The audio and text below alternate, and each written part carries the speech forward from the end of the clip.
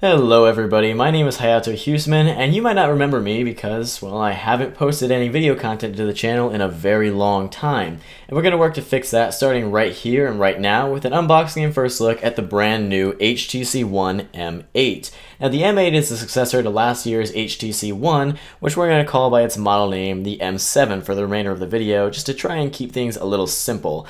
So we're going to take a quick look around the box before we begin. Here you can see there's a product image and a couple of callouts to some of HTC's best features they packed into the M8. Here you can see we've got Zoe, boom sound, motion launch, blink feed, and duo camera. Taking a look around the back, just going to list off some specs. We've got a Qualcomm Snapdragon 801 processor, clocked at 2.3 gigahertz. That is quad core. This actually takes a nano SIM. Most phones these days take a micro SIM, so it's kind of interesting to see them switching to nano. The phone has 32 gigs of internal memory. I did get the AT&T model, and well, I got the gray model. So we're gonna take a look at this, pop it out of the box, and see exactly what we've got in store here. So I'm gonna take this knife and cut into it like so.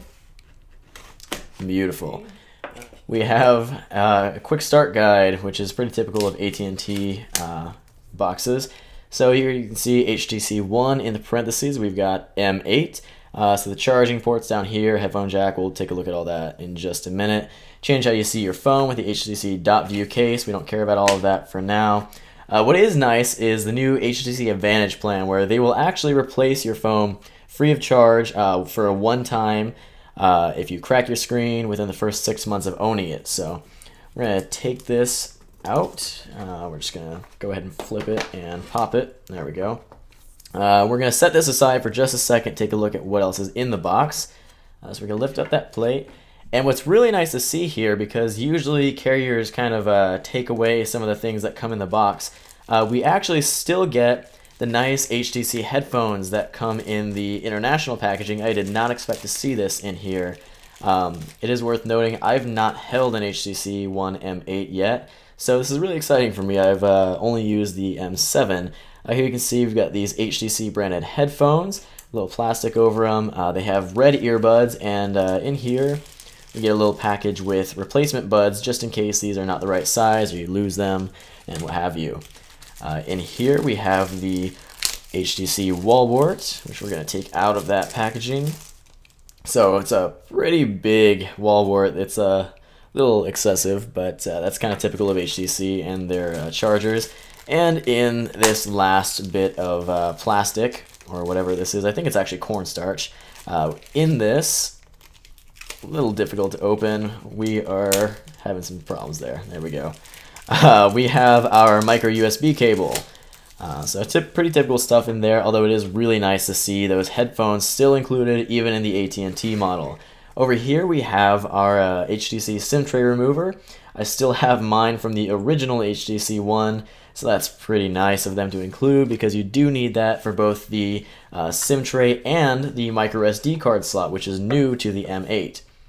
So over here you can see on the device itself, we've got this texting and driving. It can wait, pretty standard on all AT&T phones. I love that they put this on here because it really can wait. Don't text and drive. It's never really worth it for you or the other people on the road. So we're going to take this plastic off. And there it is, the beautiful HTC One M8. Like I said, I've not seen this or held this before in person, and it is just striking. It's gorgeous. What I really like about some of the newer AT&T phones is their really subtle branding that they've been doing lately. So here you can see there's just the small little death globe. That's the exact same thing that I have on my custom Moto X. So it's really nice to see them give such a subtle branding so there's nothing overbearing in the way. We also have some FCC branding information down here, HTC logo, and the two cameras are actually, it's one camera and a depth sensor, which is not actually a camera. And that's part of HTC's duo camera system. We also have a dual LED flash and these little bands of plastic that were also found on the original M7. So we're going to set that back over there and take a look around the rest of the M8 design. You've got this really nice shiny brushed metal design. Here on the side we have the volume button, and over here I believe that's actually the micro SIM tray, or micro SD tray rather, not the SIM tray. Over on the left hand side is where I do believe the SIM tray actually is, although I might have those backwards, who knows. Over here on the bottom we have the micro USB port and the headphone jack. That takes a 3.5mm headphone, just like this one. And up top we actually have something new here. This was not on the M7. This big black band is actually the entire IR sender and receiver, versus where it used to just be the power button up top. Also a little bit different is they've moved the power button from the top left hand side to the top right hand side. So I still don't like that they put it on the top, but I'm glad that they at least put it on the right hand side and not left. So we're going to go ahead and hold that and turn this phone on. I'm super excited to get this booted up. What's kind of interesting here that I did see pointed out by Stefan Constantinescu on Twitter is that it does say powered by Android down here. Most phones do not say that. It's just kind of assumed that they have Android. Just a little interesting thing to note. So here you can see the AT&T logo and startup screen. We're going to give that a second to boot up.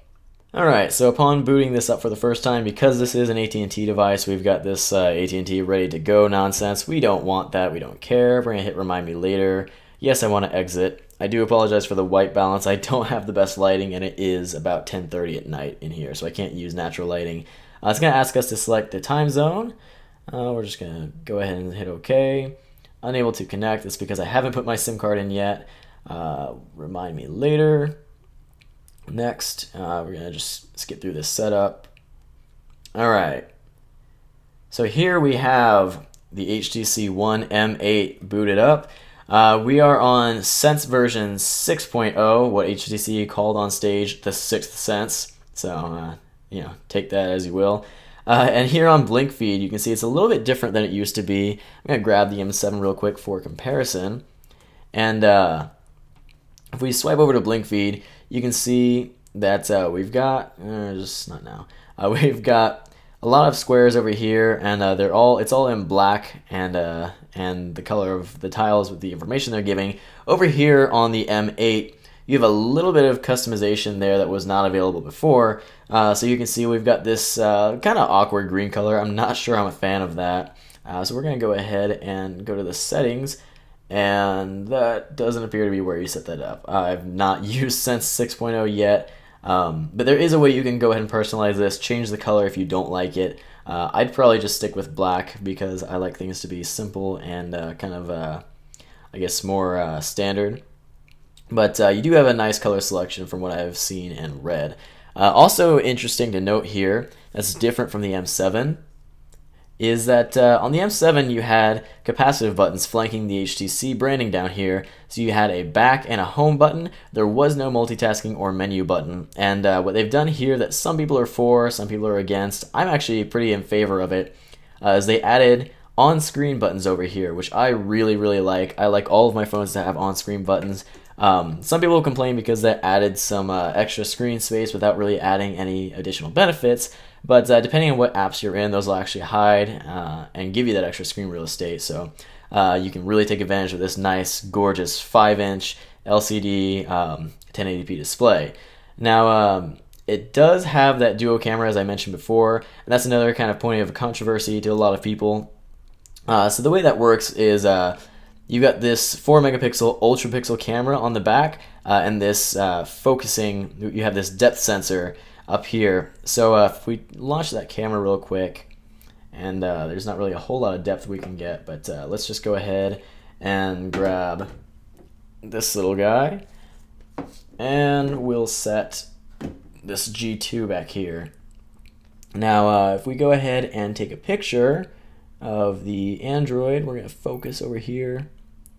Take that picture. It takes it really, really fast. Just want to go over that again. That's super fast. And if we go through and go to that first picture over here, we should be able to tap over here, hit edit, and hit U-Focus. Now with U-Focus, it's going to take a second to process it. I'm going to go ahead and turn this over here.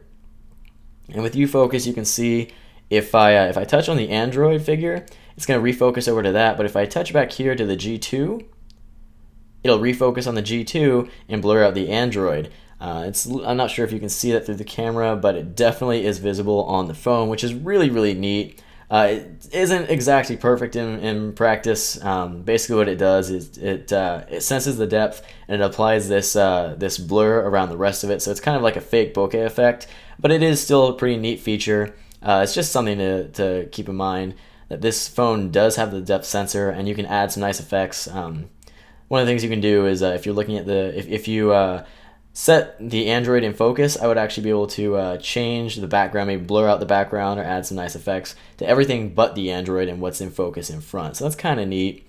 And so yeah, I mean, that's the HTC One M8. We're gonna have more content on this very soon. I'm unboxing this, but I'm actually gonna send this to Jens to review.